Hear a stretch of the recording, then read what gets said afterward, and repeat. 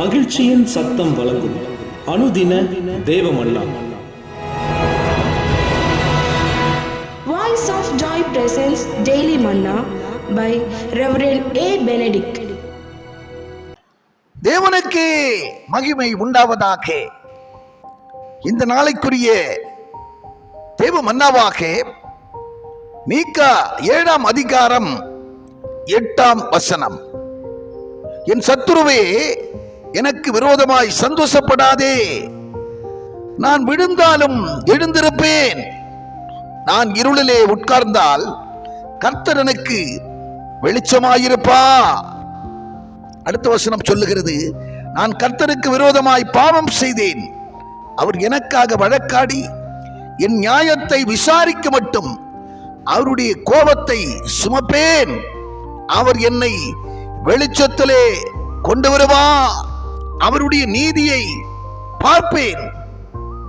ஆம், என்னை கேட்கிற அன்பான தேவச்சனமே, சத்துரு வெள்ளம் போல வந்தாலும் ஆவியானவர் நமக்காய் கொடியேற்றுகிறவராய் இருக்கிறார். சொல்லப்பட்டிருக்கிற வசனத்தை கொஞ்சம் ஆழத்திலே பாருங்கள். என் சத்துருவே, நீ எனக்கு விரோதமாய் சந்தோஷப்படாதே. நான் விழுந்தாலும் மறுபடியும் எழுந்திருப்பேன். இருளிலே நடந்தாலும் அவர் எனக்கு வெளிச்சமாய் இருப்பார் என்று ஒரு சமாதான வார்த்தையாக இந்த வார்த்தை இருக்கிறது. கட்சிக்கும் சிங்கத்தை போல யாரை விடுங்கலாம் என்று வகை தேடி தெரிந்து கொண்டிருக்கிற சத்துருவனுடைய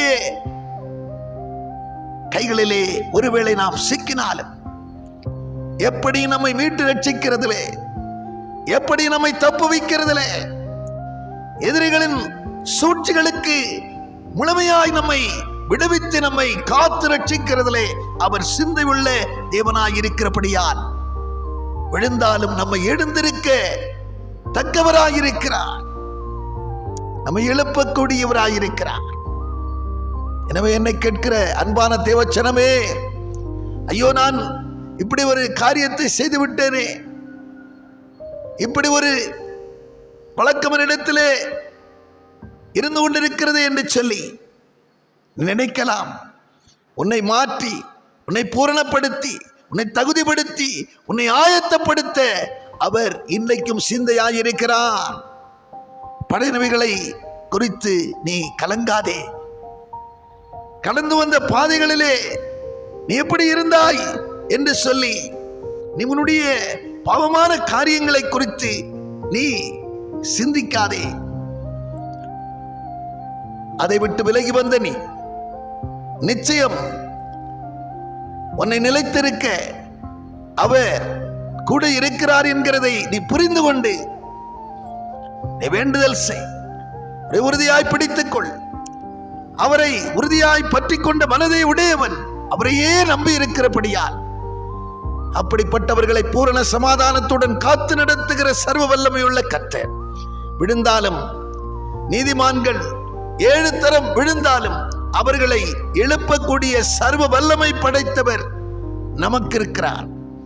உலகத்தில் இருக்கிறவனில் நமக்குள் இருக்கிறவர் அவர் பெரியவராய் இருக்கிறபடியால் பெரிய காரியங்களை செய்வார் என்கிறதிலே கொஞ்சமும் சந்தேகமில்லை. ஆமென்.